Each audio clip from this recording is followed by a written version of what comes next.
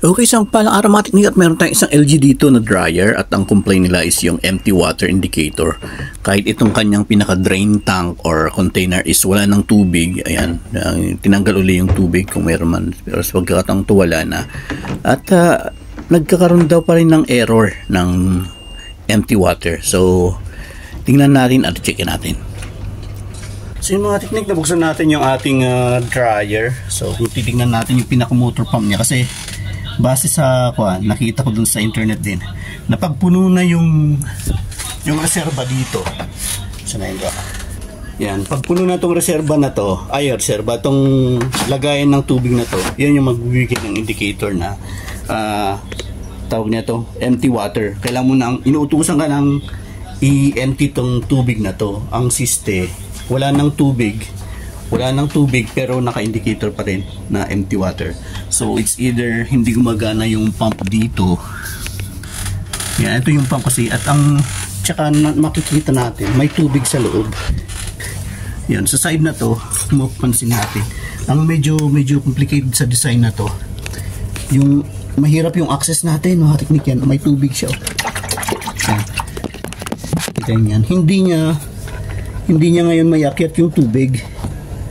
Pwedeng naiakyat din niya. Ngayon gusto lang natin malaman na ang problema ay sa motor pump or iba pa.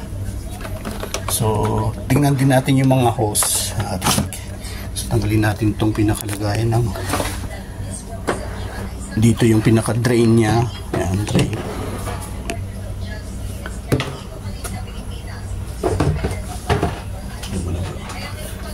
Pero napansin namin, pansin pala dito, mga technique, kung hindi gumagana yung pump motor, wala sanang tubig, kaso nga lang may tubig. So na-empty na nila dati, pero may pumasok na tubig. So ibig sabihin, goods yung motor pump. Ngayon, itong nakita namin. Yung hose, ito, buksan natin to. Yung hose, ito galing na sa water pump to. Itong hose. Itong hose na to, mga technique. Yan, may mga dumi-dumi. Hindi natin alam kung hanggang saan itong dumi na to. Sana dito lang. So sa hose naman, wala naman. Sana dito lang. So linisin lang natin to. Tapos magpa-andar tayo. Pwedeng mahina lang yung kwan ng tubig. Labas ng tubig. Pwedeng yung program niya tapos na para mag-drain, kaso nga lang may tubig pa. Kaya ang complaint nila is gumagana kaso nga lang tumitigil na sa kalagitnaan. Yan, madumi siya tumitigil sa kalagitnaan. So nagde-drain siya ng tubig, yun nga lang yung pinaka-flow ng dating ng tubig ay hindi ganon kalakas. Dahil dito sa mga dumi. May ginto, bro.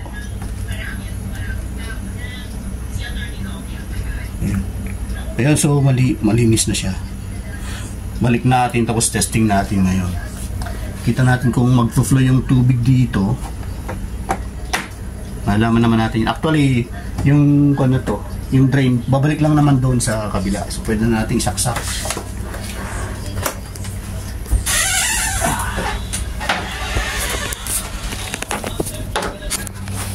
Yung mga technique, naka-on na siya. Power on natin. Ito yung pinaka-power on niya. Sabi ni Pastora, sumasablay din to Yan. Tapos start na kaagad no? Start. So yan, under siya ngayon. Tignan lang natin. Tignan natin kung mayroong tubig na lalabas dyan.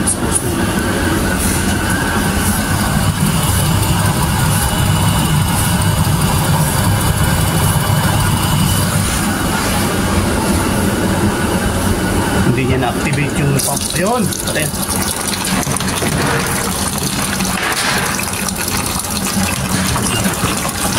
So, nakita niyo mga technique. Yan, pinapakita lang natin na mapan na yung dating ng tubig. Mabilis na.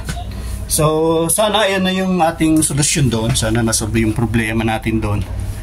So anyway, kahit naman yun, kung hindi man natin nailagay itong na to, meron din siyang drain hose doon sa ilalim. May drain hose din siya doon.